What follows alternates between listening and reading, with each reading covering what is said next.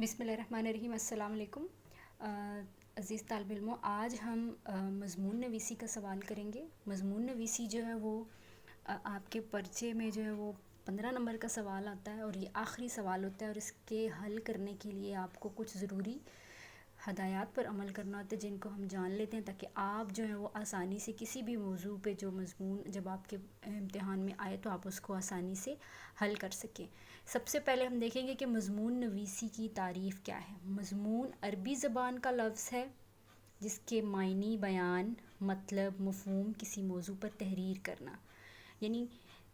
عربی زبان کا لفظ ہے اور کسی بھی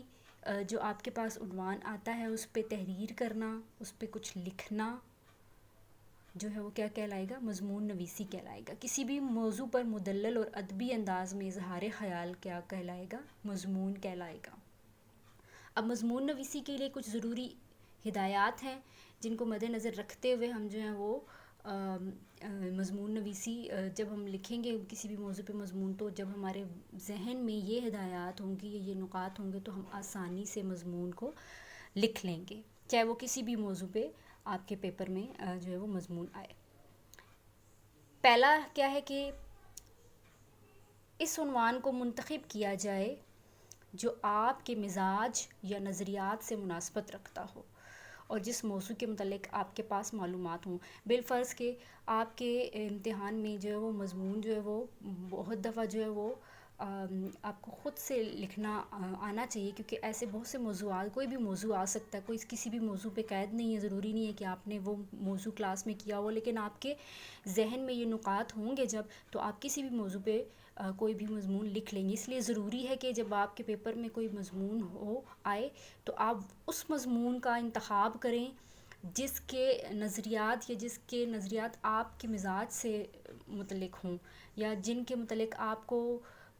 کچھ معلومات حاصل ہوں، یا آپ کے پاس کچھ موضوع کے متعلق معلومات ہوں، تاکہ آپ آسانی سے اس کو لکھ سکیں۔ آپ کے پاس معلومات نہیں ہوں گی جب، تو آپ کے لیے لکھنا جو ہوگا وہ مشکل ہوگا۔ دوسرا ہے ابتدائی پیراگراف میں موضوع کا تعارف کرائیں۔ تمہیدی پیراگراف ایسا ہو کہ پڑھنے والے کی توجہ فوراً موضوع کی طرف جائے، یعنی جب آپ مضمون کا آغاز کریں گے تو سب سے پہلے آپ نے تمہید باندھنی ہوتی ہے، یعنی آپ بالفرض اگر آپ کے پاس مضمون حب وطن ہے، یعنی وطن سے محبت، تو اس کے بارے میں سب حب وطن آپ بتائیں گے پہلے پیراگراف میں کیا ہے، اس کی اہمیت کیا ہے۔ تو پہلے پیراگراف میں آپ نے فوراً سے مضمون جس بھی عنوان پہ لکھنا ہے اس کی تعریف اور اس کے متعلق تھوڑا سا بتائیں گے، تاکہ جو پڑھنے والا ہے، جو چیکر ہے، اس کی توجہ فوراً سے آپ کے موضوع کی طرف چلی جائے۔ تیسرے پوائنٹ پہ کیا ہے کہ بے جا طوالت سے گریز کیا، یعنی بہت لمبا مضمون لکھنے سے گریز کیا جائے، یعنی بہت بڑے بڑے پیراگراف یا 15 نمبر کے حوالے سے جو ہے وہ اوپر ہدایات دی جاتی ہیں کہ اتنے سے اتنے لفظوں پر مشتمل مضمون لکھا جائے، یعنی ایسا نہ ہو کہ آپ جو ہے وہ پیپر میں صرف مضمون پہ ہی توجہ دیں اور باقی کا پیپر جو ہے وہ آپ کا رہ جائے۔ تو ضروری ہے کہ سارے سوالات کو حل کیا جائے، لیکن مضمون نویسی کے سوال کے لیے یعنی بہت زیادہ طوالت اختیار نہ کیجیے پیراگراف میں۔ اگلا ہے مضمون کے خاتمے پر ایک اختتامی پیراگراف بھی تحریر کیا جائے، یعنی جس طرح سے ہم شروع میں ہم نے تمہیدی پیراگراف دیا تھا،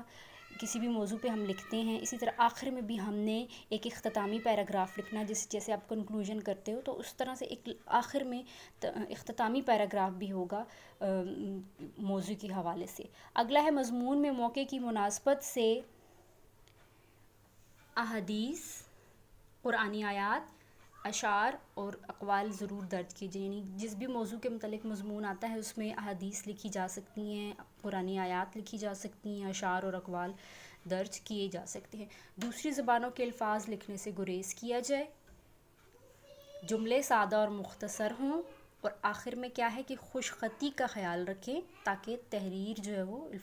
تحریر پڑھنے میں آسانی اور اس کے الفاظ جو ہیں وہ واضح طور پر پڑھے جا سکیں۔ تو ان نکات کو مد نظر رکھتے ہوئے امید ہے کہ آپ کسی بھی موضوع پہ مضمون نویسی میں اپنا اظہار خیال کر سکتے ہیں اور تحریر کو اچھے انداز میں لکھ سکتے ہیں۔ شکریہ۔